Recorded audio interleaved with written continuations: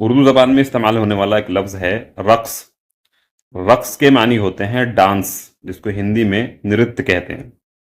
और ये अरबी ज़बान का लफ्ज़ है और मुज़क्कर है, यानी कि मेल है, क्योंकि रक़्स जो है हमेशा किया जाता है या रक़्स हमेशा होता है, होती नहीं है।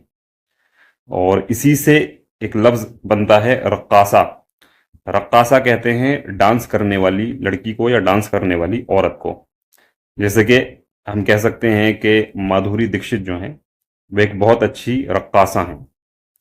और इसी से एक दूसरा लफ्ज़ बनता है रक्कास, यानी रक्कासा का जो मेल होगा वो रक्कास होगा। रक्कास के मानी डांस करने वाला मर्द या नाचने वाला मर्द। जैसे कि हम कहें कि माइकल जैक्सन जो थे एक बेहतरीन रक्कास थे। तो इस तरह से ये लफ्ज़ रक्स इस्तेमाल होता है और इसके मानी हैं नाचना या डांस।